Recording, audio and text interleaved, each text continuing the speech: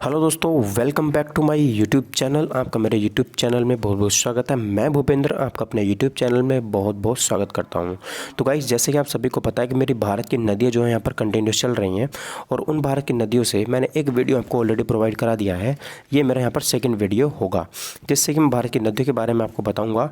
ठीक है, भारत की नदियों से जितने मेरे इंपॉर्टेंट क्वेश्चन बन सकते हैं वो सारे के सारे हम इस वीडियो में और अगले से डिस्कस करेंगे। ठीक है, तो देखिए, सबसे पहला क्वेश्चन ये गाइस मैंने आपके लिए स्पीड टेस्ट रखा है। मतलब आप समझ सकते हो कि ये जो क्वेश्चंस है ना, ये रीजनिंग के क्वेश्चंस थे। मतलब ये जीके में भी पूछे जाएंगे कि सिपाहियों का समूह को क्या कहा जाता है ना, सिपाहियों के समूह को क्या कहा जाता है। आपको यहाँ पर मुझे ये बताना है कि सिपाहियों के समूह को क्या कहा जाता है। ठीक है, चलिए बताइए, सिपाहियों के समूह को क्या कहा जाता है। तो आपको बताना, देखिए मैं आपको बता दूं कि जो मेरे सिपाही होते हैं, सिपाहियों के समूह को मैं बैरक बोलता हूँ। क्या बोलता हूँ? सिपाहियों के समूह को बैरक बोला जाता है। ठीक है, तो याद रखेंगे इसको। ऑप्शन नंबर ए मेरा 100% हो जाएगा, बिल्कुल सही हो जाएगा। ठीक है सर, चलिए आगे बढ़ते हैं। देखिए, कलाकारों का समूह क्या कहलाता है? कलाकारों का समूह क्या कहलाता है? मोस्ट इंपॉर्टेंट क्वेश्चन है, कलाकारों का समूह क्या कहलाता है। तो आपको बता दूं कि जो कलाकार होते हैं, कलाकारों के जो समूह होता है उसको बोलते हैं टुप। क्या बोलते हैं उसको? टुप यहाँ पे बोला जाता है। ठीक है, ऑप्शन नंबर डी मेरा यहाँ पर बिल्कुल करेक्ट आंसर हो जाता है, ऑप्शन नंबर डी। ठीक है, आग लगा दो कतई जहर। भाई साहब ऐसे पढ़ते रहो ना, तो मैं आपको इतनी सारी वीडियो प्रोवाइड करवाने वाला हूँ कि ऐसा कोई टॉपिक नहीं छोड़ूंगा मैं जिससे एग्जाम में क्वेश्चन पूछे जाते हैं और मैं उस पर वीडियो ना बनाऊँ। ठीक है, सारे के सारे वीडियो पर मैं टॉपिक पे आप वीडियो बनाना स्टार्ट कर रहा हूँ। ठीक है, धीरे धीरे, बस थोड़ा सा आपके साथ की ज़रूरत है, वरना तो आग लगा देंगे यार दुनिया में। अब देखो, गायकों के समूह को क्या कहा जाता है? गायकों का समूह क्या कहलाता है? मुझे यहाँ पे यह बताना है कि गायकों का समूह क्या कहलाता है। ठीक है, तो देखो, गायकों का जो समूह होता है वो यहाँ पर कोरस कहलाता है। क्या कहलाता है? कोरस। गायक मतलब समझ रहे हो कि जो मेरे गायक होते हैं, सिंगर होते हैं, उनका समूह क्या कहलाता है? कोरस यहाँ पे कहलाता है। ठीक है, तो याद रखेंगे ऑप्शन नंबर सी मेरा यहाँ पर बिल्कुल करेक्ट आंसर हो जाता है। अगला क्वेश्चन देखिए, अब मेरे यहाँ पर नदियाँ जो है वो स्टार्ट हो जा रही हैं। ठीक है, नदियाँ क्या है मेरे यहाँ पे, ये स्टार्ट हो जा रही हैं। आपको बताना कि कामरूप मंदिर जो है वो किस नदी के किनारे पर बना हुआ है। आपको बताइए कि कामरूप मंदिर किस नदी के किनारे पर बना हुआ है। ठीक है, कामरूप मंदिर जो है वो किस नदी के किनारे बना हुआ है? फटाफट से आंसर करके आप लोग मुझे बताओ कि कामरूप मंदिर किस नदी के किनारे बना हुआ है। कामरूप मंदिर। ठीक है, तो देखो आपको बता दूं कि जो मेरा कामरूप मंदिर है, कैसे कामरूप और कैसे ही कपिली नदी, तो कामरूप मंदिर जो है मेरा कपिली नदी के किनारे पर बना हुआ है। तो यानी कि इसका ऑप्शन नंबर जो बी है मेरा बिल्कुल करेक्ट आंसर यहाँ पर हो जाता है। ठीक है, ऑप्शन नंबर बी। तो कामरूप मंदिर कहाँ बना हुआ है? कामरूप मंदिर जो है मेरा वो यहाँ पर कपिली नदी पर बना हुआ है। ठीक है सर, चलिए अगला क्वेश्चन देखते हैं। ब्रह्मपुत्र नदी बांग्लादेश में किस नाम से जानी जाती है? ब्रह्मपुत्र नदी है ना, ब्रह्मपुत्र नदी बांग्लादेश में किस नाम से जानी जाती है? मुझे यहाँ पर सही आंसर चाहिए कि ब्रह्मपुत्र नदी जो है वो बांग्लादेश में किस नाम से जानी जाती है। ठीक है, देखो मोस्ट इंपोर्टेंट मेरा यहाँ पे क्वेश्चन हो जाता है। आपको बताना है कि जो मेरा ब्रह्मपुत्र नदी है बांग्लादेश में किस नाम से जानी जाती है। इंपॉर्टेंट क्वेश्चन आप सभी को पता है क्योंकि कई बार ये एग्जाम में पूछ लिया जाता है। ठीक है, चलिए आप लोग बताइए कि ब्रह्मपुत्र जो नदी है मेरी बांग्लादेश में किस नाम से जानी जाती है। तो आपको बता दूँ, जो पद्मा है, क्या है? पद्मा। पद्मा, पद्मा जो है वो ब्रह्मपुत्र नदी जो है, ठीक है, पद्मा के नाम से जानी जाती है। ब्रह्मपुत्र नदी बांग्लादेश में किस नाम से जानी जाती है? पद्मा के नाम से ये जानी जाती है। याद रखेंगे किस नाम से? पद्मा के नाम से। ठीक है, चलिए आगे बढ़ते हैं। गंगा की सबसे पश्चिमी और सबसे लंबी सहायक नदी कौन सी है? गंगा की सबसे पश्चिमी और सबसे लंबी सहायक नदी कौन सी है? देखो, सबसे पश्चिमी मतलब कि मान लो जैसे कि ये गंगा बह रही है। ठीक है, तो ये पश्चिमी मतलब इधर से जो मिल करके आती है, ये मिल करके आती है यमुना। कौन सी आती है? यमुना। ये इसकी सहायक नदी भी पश्चिम की ओर से और सबसे लंबी भी है। तो इसका आंसर क्या हो जाएगा? यमुना मेरे यहाँ पर राइट आंसर हो जाएगा, यानी कि option number C correct answer मेरा यहाँ पर हो जाता है। ठीक है, ऑप्शन नंबर सी याद रखेंगे आप। ठीक है सर, आगे बढ़ते हैं। देखिए, यमुना नदी का उद्गम स्थान कहाँ से है? मतलब यमुना नदी निकलती कहाँ से? आपको बताना है कि यमुना नदी का उद्गम स्थान कहाँ है। बताइए, यमुना नदी का उद्गम स्थान कहाँ है? तो सभी को पता है कि देखो, उत्तराखंड के यमुनोत्री ग्लेशियर से निकलती है। कहाँ से निकलती है ये? उत्तराखंड के यमुनोत्री ग्लेशियर से निकलती है। ठीक है, या अगर आपको ऑप्शन में ये दिखाई ना पड़े, मतलब ये दिखाई ना पड़े, तो आप इसको लगाइएगा, और अगर ये भी दिखाई ना पड़े तो आप इसको लगाइएगा। ठीक है, उत्तराखंड के बंदरपूछ के पश्चिम से निकलती है। याद रखेंगे, उत्तराखंड के बंदरपूछ के पश्चिम से ये निकलती है। ठीक है, चलिए इतनी बात आपको यहाँ पे याद रखनी है। तो उत्तराखंड के यमुनोत्री ग्लेशियर से निकलती है या उत्तराखंड की बंदरपूछ के पश्चिमी से निकलती है। ठीक है, अगला क्वेश्चन देखिए, यमुना नदी की लंबाई कितनी है? यमुना नदी की लंबाई कितनी है? तो यमुना नदी की अगर मैं लंबाई की बात करूँगा तो देखो 1376 किलोमीटर। कितनी? 1376। इनका ऑप्शन नंबर ऐसे ही हो जाएगा। कितनी है? 1376। ठीक है, 1376 किलोमीटर ये हो जाती है यमुना नदी की लंबाई। ठीक है, चलिए आगे बढ़ता हूँ, देखिए अगले क्वेश्चन की तरफ। यमुना नदी के दाएं तरफ से, देखो याद याद ध्यान रखना, यमुना नदी के दाएं तरफ से, दाएं तरफ के सहायक नदियाँ कौन कौन सी हैं, मतलब जो उसकी दाएं तरफ से यमुना नदी के दाएं तरफ से जो मेरी नदियाँ मिलती हैं उसमें आकर के, वो वहाँ पर कौन कौन सी नदियाँ हो जाती हैं। तो भाई चंबल हो जाती है, सिंध हो जाती है, बेतवा हो जाती है और केन हो जाती है। ठीक है, चंबल सिंध बेतवा केन, चंबल सिंध बेतवा केन। तो यहाँ पर आप लोग याद रखेंगे कि जो चारों नदियाँ हैं ये मेरी यमुना नदी के दाएं तरफ से आकर के मिलती हैं और यमुना नदी की सहायक नदियाँ भी हो जाती हैं। ठीक है, तो यहाँ पर चारों ऑप्शन जो है मेरे बिल्कुल करेक्ट आंसर हो जाते हैं। अगला देखो, यमुना नदी के बाएं तरफ की सहायक नदियाँ कौन कौन सी हैं। बाएं तरफ से मतलब जो उसकी लेफ्ट बैंक ट्रिब्यूटरी हैं, LBT मतलब लेफ्ट बैंक ट्रिब्यूटरी। ठीक है, तो बताइए कौन कौन सी हैं। तो हिंड नदी भी है, रिहंद भी है, वरुणा भी है और टोंस भी है। ठीक है, टोंस नदी यहाँ पर बहुत ज़्यादा फेमस है। तो याद रखना कि यमुना नदी की जो बाएं तरफ से नदियाँ मिलती हैं वो कौन कौन सी हैं, चार है, हिंडन, रिहंद, वरुणा और टोंस। ठीक है, चारों नदियाँ जो हैं वो यमुना नदी की बाएं तरफ से मिलती हैं, रिहंद, हिंडन, वरुणा और टोंस। ठीक है, चलिए अगला क्वेश्चन देखिए। चंबल नदी कहाँ से निकलती है। चंबल नदी कहाँ से निकलती है। तो चंबल नदी का देखिए बताना आपको कहाँ से निकलती है, बहुत ज़्यादा इंपॉर्टेंट क्वेश्चन है। चंबल नदी कहाँ से निकलती है। तो चंबल नदी जो है वो तो कहीं देखिए मालवा पठार से निकलती है। कहाँ से, मालवा पठार से निकलती है। अगर आपसे पूछे कि पठार कौन सा है तो मालवा का पठार। पूछे पहाड़ी कौन सी है तो जानपाओ की पहाड़ी है। पूछे किसके निकट है तो महू के निकट है। यानी कि सारे के सारे ऑप्शन यहाँ पे सही हो जाते हैं। क्लियर आपको इतनी बात। तो जो चंबल नदी वो कहाँ से निकलती है, मालवा के पठार से पठार पूछे तो पठार से निकलती है। जब पहाड़ी पूछे तो जान पाओ की पहाड़ी से निकलती है। और पूछे किसके निकट है ये तो मऊ के निकट हो जाता है। तो यानी कि ऑप्शन यहाँ पर सारे के सारे जो मेरे उपरोक्त हैं सभी यहाँ पर सही आंसर हो जाता है। ठीक है, ऑल करेक्ट। आगे बढ़ते हैं, देखिए चंबल नदी पर कौन सा बांध स्थित है। तो चंबल नदी पर कौन सा बांध बना हुआ है ये भी मुझे यहाँ पे बताना है। तो चंबल नदी पर देखिए कौन सा बांध बना हुआ है मुझे यहाँ पे बताना है। तो आपको बता दूं, देखिए मध्य प्रदेश के मालवा पठार से महू के निकट ये निकलती है और इस पर जो बांध बना हुआ है गांधी सागर बांध बना हुआ है, राणा प्रताप सागर बांध भी बना हुआ है, जवाहर सागर बांध बना हुआ और उपरोक्त सभी। यहाँ पर देखिए ऑप्शन नंबर डी मेरा बिल्कुल करेक्ट आंसर हो जाएगा, क्योंकि इस पर गांधी सागर बांध भी है, राणा प्रताप सागर बांध भी है और इस पर जवाहर सागर बांध भी हो जाता है। तो चारों के चारों बांध जो है वो इस पर बने हुए हैं। ठीक है, तो यहाँ पर मेरा ऑप्शन नंबर जो डी है बिल्कुल करेक्ट आंसर यहाँ पे हो जाता है। ठीक है सर, चलिए आगे बढ़ते हैं। चंबल नदी के किनारे पर स्थित शहर कौन सा है। चंबल नदी के किनारे पर स्थित शहर कौन सा है। तो देखो इस पर बहुत ज़्यादा इंपॉर्टेंट है, जो जाना जाता है कोटा। याद रखेंगे कोटा, कोटा जो है वो चंबल नदी के किनारे पर स्थित शहर हो जाता है। मुरादाबाद तो रामगंगा के किनारे पर स्थित है ही। तो कोटा जो है वो चंबल नदी के किनारे पर बसा हुआ एक शहर हो जाता है। ठीक है, कतई जहर। आप लोग इन क्वेश्चंस को अब अच्छे से रटो। ठीक है, अच्छे से रट लो, ये बहुत ज़्यादा इंपॉर्टेंट क्वेश्चन हो जाएंगे आपके लिए भी, सभी के लिए। क्वेश्चन है सोन नदी कहाँ से निकलती है। देखिए सोन नदी जो है वो कहाँ से निकलती है। तो आपको बता दूं कि जो मेरी सोन नदी है वो कहाँ से निकलती है। सोन नदी, ठीक है, सोन नदी क्या है, जो मेरी गंगा की कौन सी दाएं तरफ की राइट बैंक ट्रिब्यूटरी है। सोन नदी कहाँ से निकलती है तो आपको बता दूं अमरकंटक के पठार से जो है वो सोन नदी निकलती है। ठीक है, सोन नदी और नर्मदा नदी ये दो नदियां ऐसी हैं जो अमरकंटक के पठार से निकलती हैं। ठीक है, तो याद रखेंगे option number C is the right answer of this question. ठीक है, 100% यहाँ पर ऑप्शन नंबर सी मेरा सही आंसर हो जाएगा। अगला क्वेश्चन देखिए, सोन नदी की सहायक नदियाँ कौन कौन सी हैं। सोन नदी की सहायक नदियाँ कौन कौन सी हैं। तो आपको बता दूँ मैं कि जो सोन नदी की सहायक नदियाँ हैं, ठीक है, सोन नदी की जो सहायक नदियाँ हैं वो देखें यहाँ पर रिहंद भी है, गोपद भी है, कान्हर भी है और उत्तरी कोयल। ये चारों की चारों जो है वो सोन नदी की यहाँ पर सहायक नदियाँ हो जाती हैं। ठीक है, अगला क्वेश्चन देखिए, सोन नदी किस दिशा में बहती है। तो सभी को पता है कि उत्तर दिशा में बहती है। किस दिशा में बहती है तो सोन नदी मेरी उत्तर दिशा की ओर बहती है, मतलब ये नॉर्थ की तरफ। क्योंकि गंगा कैसे बहती है देखो, आपको बता दूँ मैं कैसे बहती है। देखो कि मान लो ये तो मेरी गंगा हो गई, ये क्या होगी मेरी गंगा। ठीक है, अब यहाँ से कौन सी आ गई, यमुना आ गई। यमुना में चंबल सिंध बेतवा केन आ गई, चारों आ गई। वो यहीं से नदी निकलती है सोन नदी। ठीक है, ये है अमरकंटक का प्लेटो, यहीं से नर्मदा इधर चली जाती है, सोन इधर आ जाती है। तो ये उत्तर की तरफ मेरी बहती है। किस तरफ बहती है, उत्तर की तरफ। ठीक है, याद रखना आप इस बात को। अब देखो अगला क्वेश्चन की बात करते हैं कि दामोदर नदी कहाँ से निकलती है। दामोदर नदी जो है वो कहाँ से निकलती है, मुझे बताना है कि दामोदर नदी कहाँ से निकलती है। ठीक है,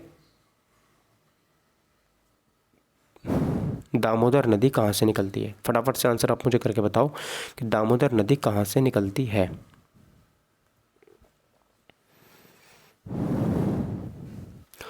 दामोदर नदी कहाँ से निकलती है, ठीक है। दामोदर नदी, देखो सियाचिन तो कट जाएगा क्योंकि सियाचिन से तो निकलती नहीं है। अमरकंटक से मैंने आपको दो ही बताई हैं अभी, कौन कौन सी, एक तो सोन और एक नर्मदा।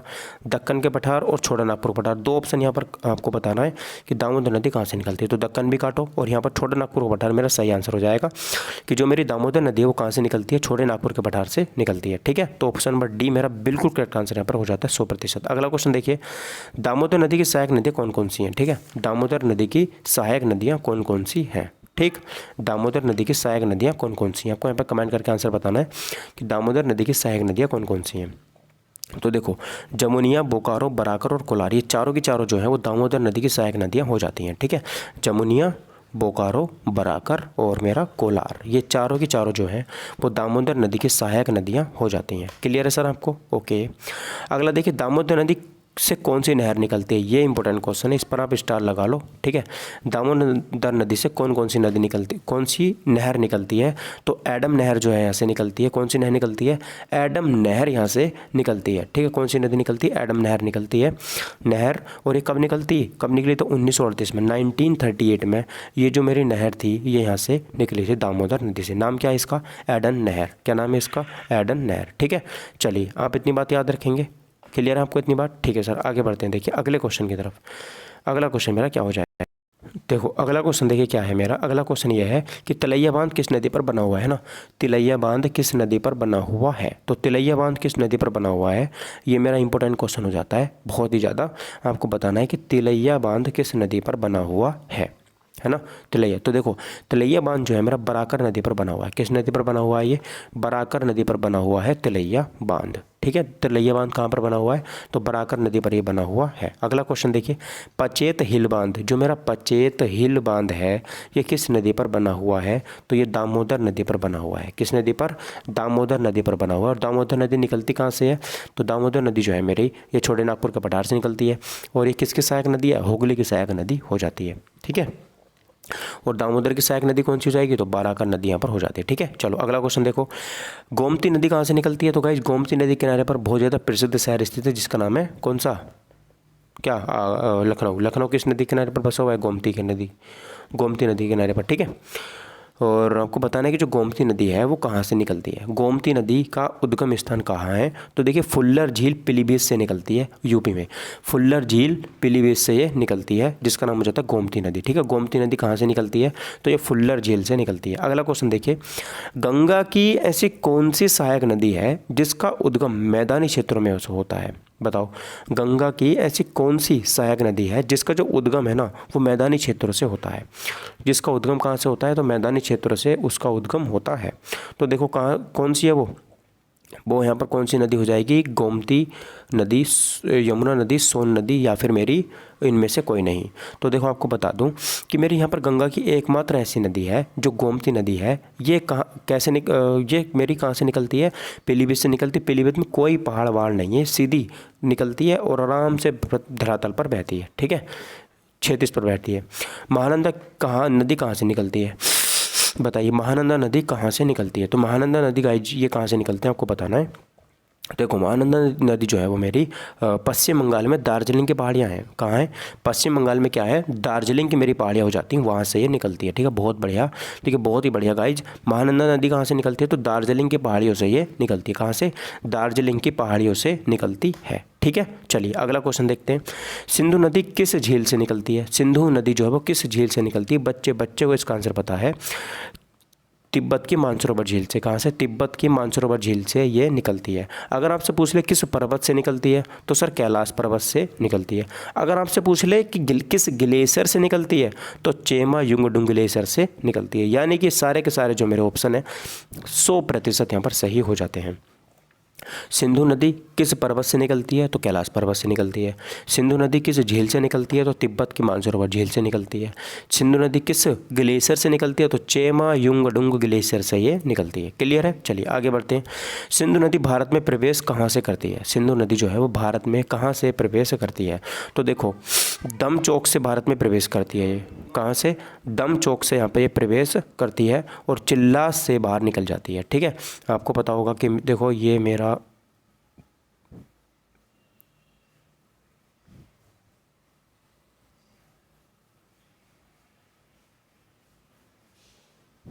ठीक है।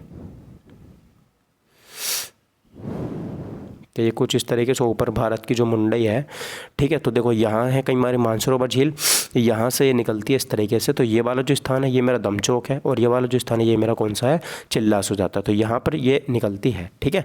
चलो अगला क्वेश्चन देखो, सिंधु नदी किन दो पर्वत श्रेणियों के बीच से होकर बहती है? तो लद्दाख और कौन सी, लद्दाख और सॉरी ये नहीं है, लद्दाख और जास्कर। कहाँ से? लद्दाख और जास्कर से ये निकलती है, ठीक है। लद्दाख और जास्कर से ये निकलती है, सॉरी इनको काट करके जाती है, याद रखेंगे आप लोग। अगला क्वेश्चन देखो, सिंधु नदी किस पर्वत को काटती है? तो सिंधु नदी जो है वो यहाँ पर किस पर्वत को काटती है? मुझे आंसर बताना है कि सिंधु नदी किस पर्वत को काटती है। तो लद्दाख पर्वत को जो है काटती हुई चली आती है। लद्दाख पर्वत को क्या है, काटती है, ठीक है। याद रखेंगे, सी वाला ऑप्शन मेरा बिल्कुल करेक्ट यहाँ पे आंसर हो जाता है। अगला क्वेश्चन देखेंगे, सिंधु नदी की लंबाई कितनी है? आपको दो लंबाई बतानी, पहले की इसकी टोटल लंबाई कितनी है, दूसरी की इसकी भारत में कितनी लंबाई है। तो सिंधु नदी की अगर मैं टोटल लंबाई की बात करूँगा तो कहीं 2880 हो जाती है। जैसे कि गंगा की 2525 है, तो इसकी भी ऐसे कि इसकी 2880 इसकी हो जाती है, ठीक है। 2880 और 1114 किलोमीटर जो है भारत में बहती है। कितनी?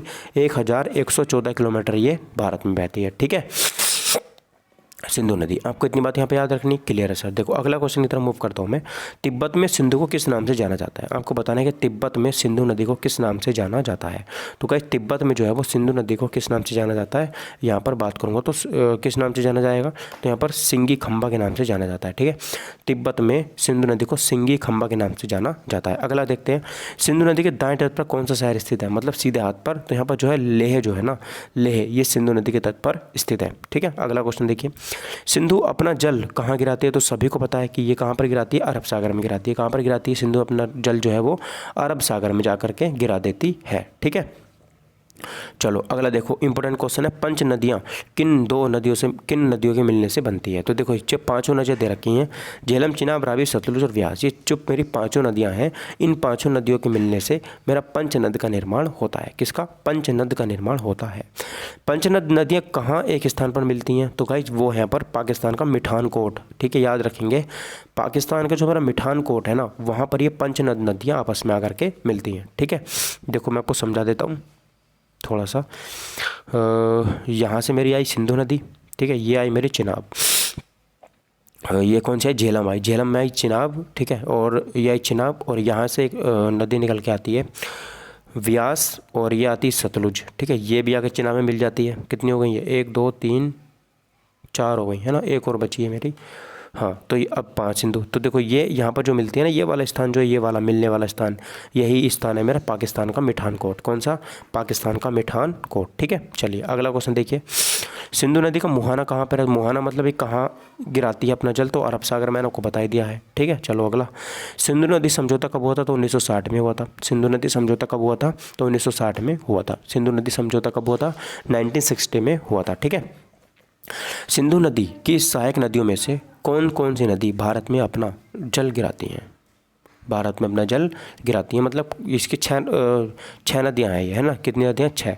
6 में से 3 भारत के पास हैं और 3 किसके पास हैं? ये पाकिस्तान के पास। तो देखो, ठीक है, कौन कौन सी मैं आपको बता देता हूँ। देखो यहाँ पर ट्रिक है इसकी थोड़ी सी, एक देखो, एक हो जाएगी CJI, ठीक है, मतलब ये कौन सी हो जाएगी? ये हो जाएगी चिनाब, झेलम और इंडस। ये 3 नदी जो पाकिस्तान के पास हैं, और जो बाकी बची, ये कौन कौन सी बची हमारे पास?